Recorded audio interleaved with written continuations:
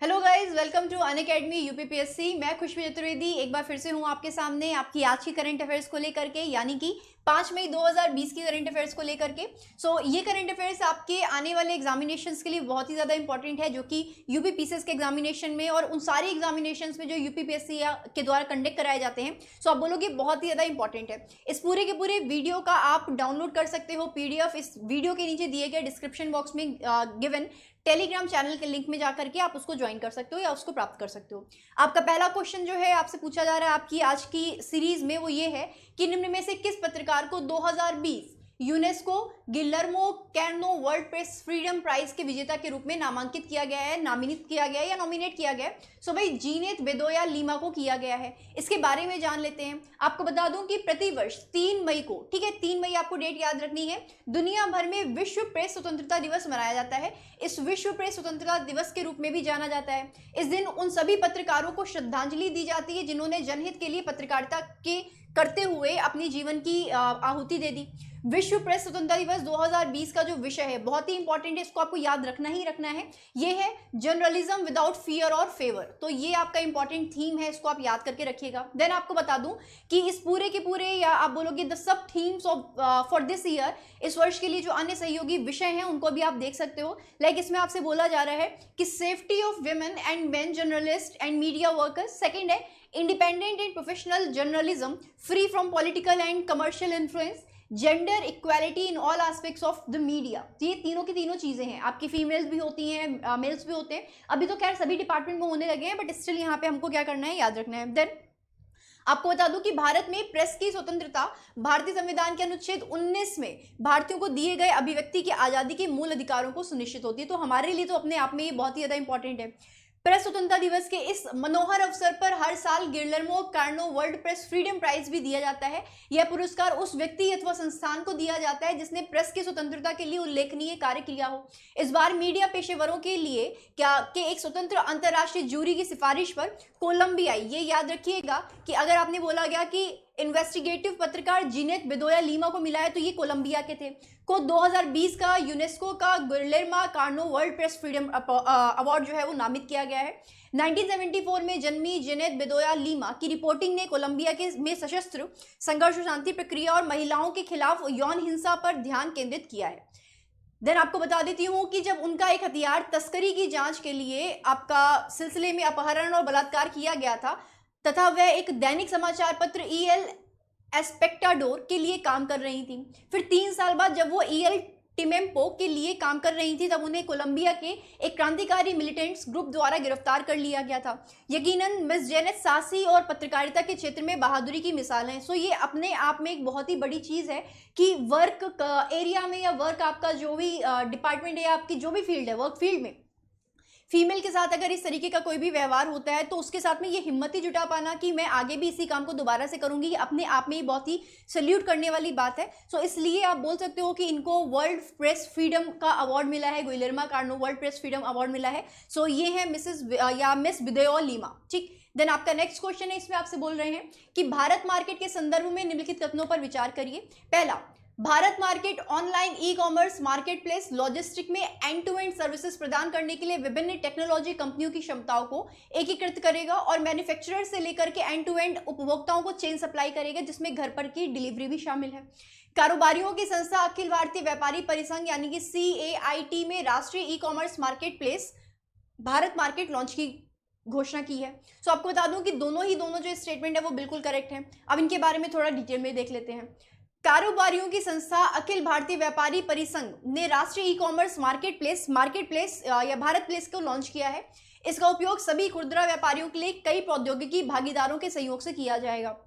भारत में online e commerce marketplace Bharat market logistic में and to and सेवाएं प्रदान करने के लिए विभिन्न टेक्नोलॉजी कंपनियों की क्षमताओं को एकीकृत करेगा और निर्माताओं से लेकर के अंतिम उपभोक्ताओं तक, यानी कि फाइनल जो आपके कंज्यूमर है तक चेन की आपूर्ति यानी कि सप्लाई करेगा, जिसमें घर पर डिलीवरी भी शामिल है। आपको बता दूं कि राष्ट्रीय e commerce market place Bharat market में सभी खुदरा व्यापारियों को देश भर में उतरने के लिए लॉन्च किया गया है या जाएगा, और इसका उद्देश्य राष्ट्रीय मंच पर करीबन 95% खुदरा व्यापारियों को एकीकृत करना होगा। इस पहल को वाणिज्य और उद्योग मंत्रालय का सक्रिय समर्थन और मार्गदर्शन मिला है, क्योंकि वे इसे लॉकडाउन अवधि के दौरान और नियंत्रण क्षेत्र के भीतर आवश्यक वस्तुओं को प्राप्त करने के लिए एक प्रभावी तरीके के रूप में देखते हैं। CAIT को वर्ष 2020 में इस राष्ट्रीय प्लेटफॉर्म में लगभग 1 करोड़ खुदरा व्यापारियों या विक्रेताओं के जुड़ने की उम्मीद है, जो इसे दुनिया का सबसे बड़ा और सबसे अनूठा ई मार्केट प्लेस बनाएगा। सो अपने आप में ये इंपॉर्टेंट है, क्योंकि हम सभी को पता है कि आज के समय में जब हमें कहीं आना नहीं है, जाना नहीं है, तो ये आपकी जो ई कॉमर्स कंपनियां होती हैं या आपका जो भारत मार्केट है या आपकी जितनी भी आपकी कंपनीज हैं जो आपको ऑनलाइन चीज़ों को या एसेंशियल प्रोडक्ट्स को सप्लाई करती हैं, तो अपने आप में एक बहुत ही इंपॉर्टेंट योगदान प्ले करती हैं। देन आपका नेक्स्ट प्रश्न है, इसमें आपसे बोल रहे हैं कि हाल ही में आयोजित 2020 वर्चुअल NAM यानी कि नाम, ठीक है, शिखर सम्मेलन की अध्यक्षता किस द्वारा या किसके द्वारा की गई थी? तो भाई ये अजरबैजान के द्वारा की गई थी। अब नाम गुटनिरपेक्ष आंदोलन हम इनको बोलते हैं, नॉन अलाइनमेंट आपका मूवमेंट नाम। सो प्रधानमंत्री नरेंद्र मोदी ने 4 मई 2020 को एक आभासी वर्चुअल आभासी, ठीक है, गुटनिरपेक्ष आंदोलन शिखर सम्मेलन 2020 नाम शिखर सम्मेलन 2020 में भाग लिया। शिखर सम्मेलन का उद्देश्य कोविड-19 महामारी के खिलाफ उनकी लड़ाई में सदस्य राज्यों के समन्वय को, कोऑर्डिनेशन को बढ़ाना है, कोऑपरेशन को बढ़ाना है। यह 2020 आभासी शिखर सम्मेलन अजरबैजान के राष्ट्रपति पद के तहत आयोजित किया गया, जो 2022 तक नाम के अध्यक्ष हैं। इस शिखर सम्मेलन की अध्यक्षता राष्ट्रपति इल्हाम अलीयेव ने की थी। पीएम मोदी ने कहा कि इस समय गुटनिरपेक्ष आंदोलन वैश्विक एकजुटता को बढ़ावा देने में सहायता कर सकता है।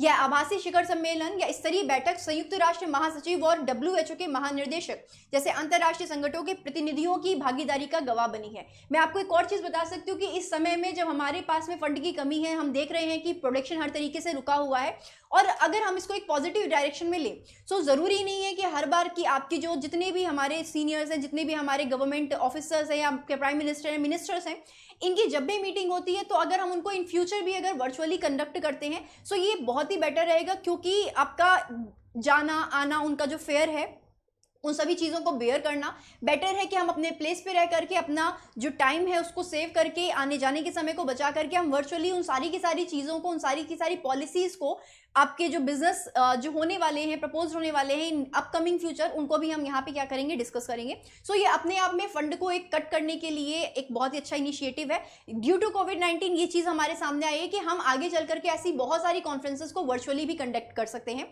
एंड यही तरीका होना चाहिए। इससे हमारा फ्यूल भी बचेगा और आपका अननेसेसरी मूवमेंट भी बचेगा किसी भी देश के मिनिस्टर का, चीफ का, from one country to another country. So आगे बढ़ लेते हैं, देखते हैं इसमें क्या बोल रहे हैं। 2014 में प्रधानमंत्री के रूप में शपथ लेने के बाद श्री प्रधानमंत्री नरेंद्र मोदी ने इस वर्ष पहली बार नाम शिखर सम्मेलन में आपका हिस्सा लिया था। प्रधानमंत्री 2016 और 2020 में नाम शिखर सम्मेलन दोनों को छोड़ दिया था।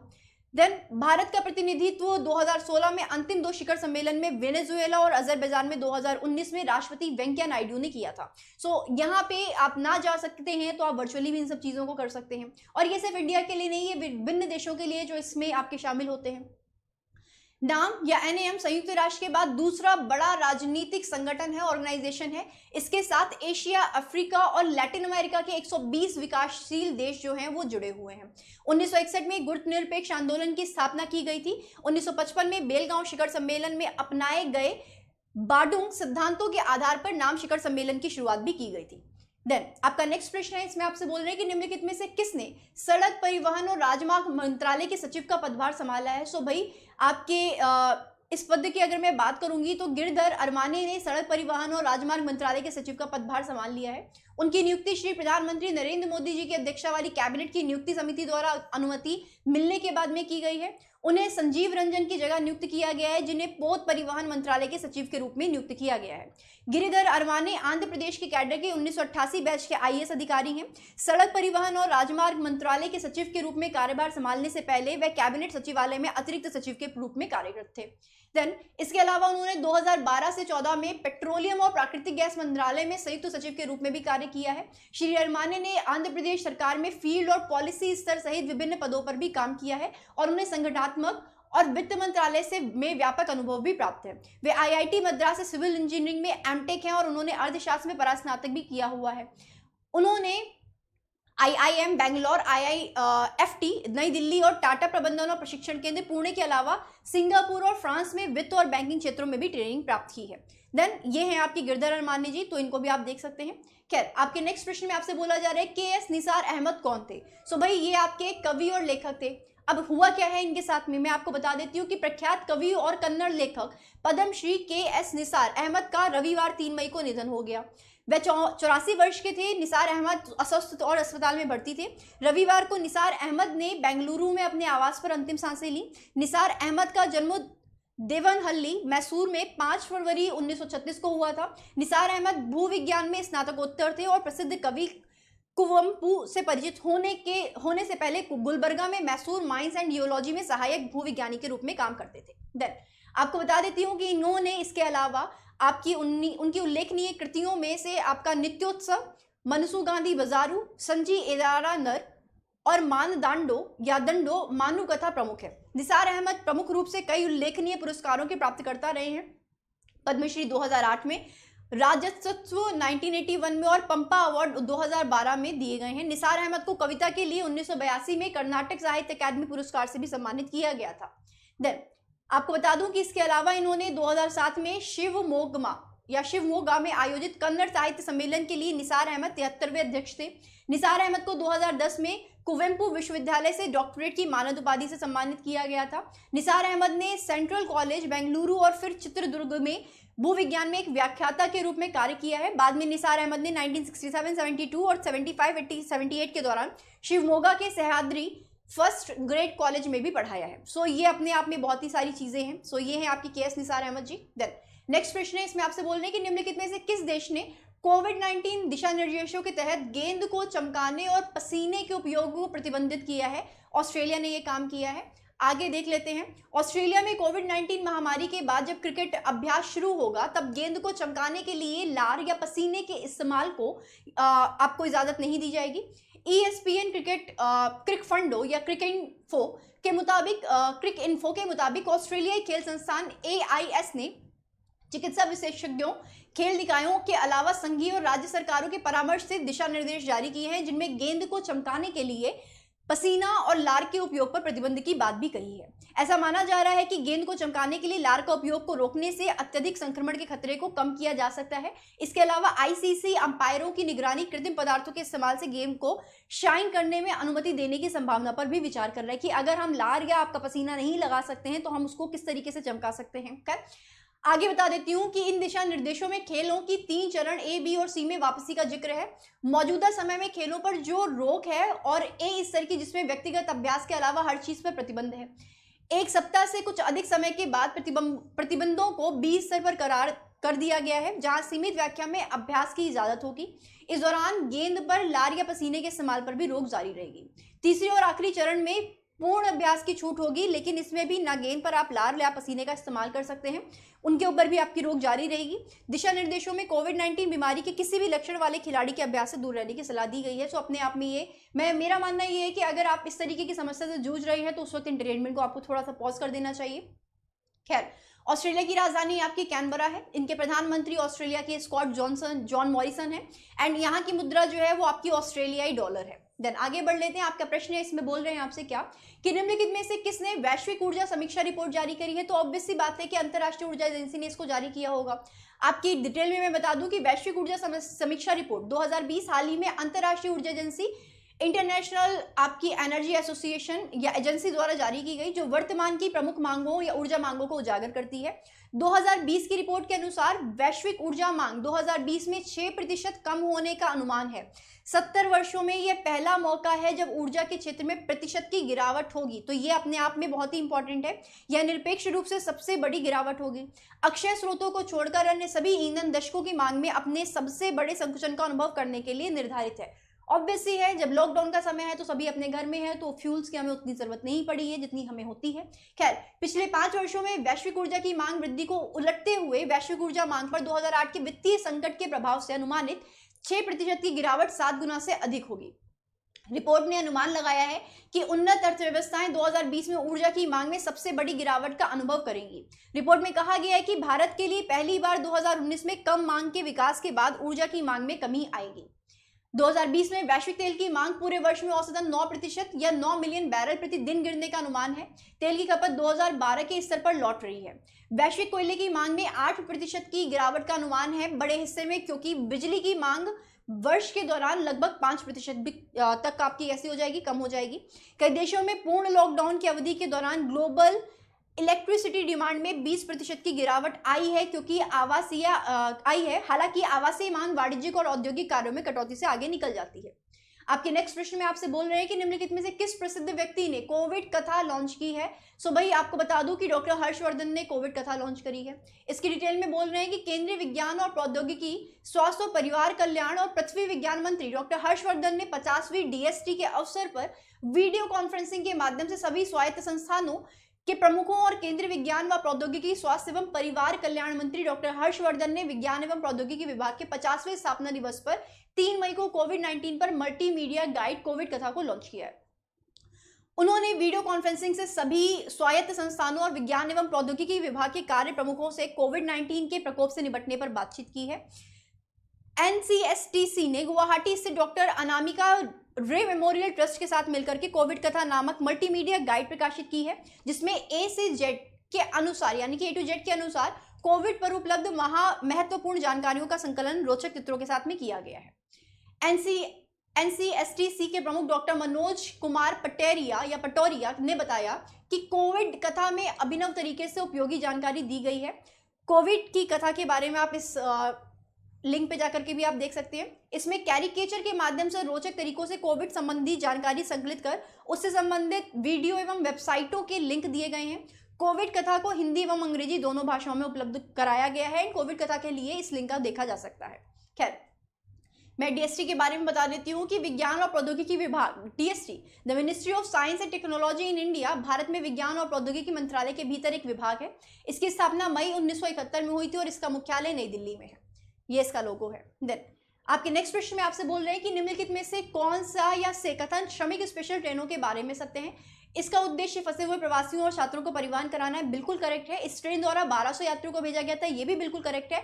एंड श्रमिक स्पेशल ट्रेनें 3 मई से चलाई गई, नहीं, ये 3 मई से नहीं, आपकी अंतर्राष्ट्रीय श्रमिक जो दिवस है यानी कि 1 मई उससे चलाई गई थी। तो आपके पहले और दूसरे जो है वो स्टेटमेंट सही है, आपका जो तीसरा स्टेटमेंट है वो सही नहीं है। इसके बारे में डिटेल में आपको लिखा हुआ है कि कोरोना वायरस महामारी के प्रसार को रोकने के लिए पूरे देश में जारी लॉकडाउन के चलते देश के विभिन्न भागों में फंसे प्रवासी मजदूरों, छात्रों व पर्यटकों आदि को उनके घर पहुंचाने के लिए यात्रा की अनुमति देने के बाद केंद्रीय गृह मंत्रालय ने लोगों की आवाजाही के लिए ट्रेनों का इस्तेमाल करने की अनुमति दे दी है।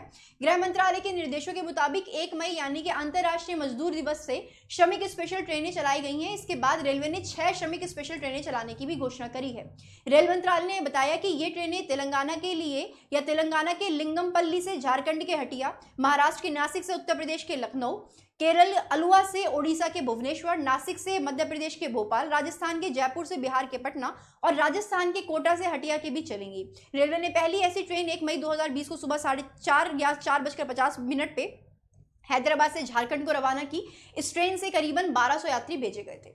देन आपको बता दूं कि यात्रियों के लिए मास्क या फेस कवर पहनना अनिवार्य होगा।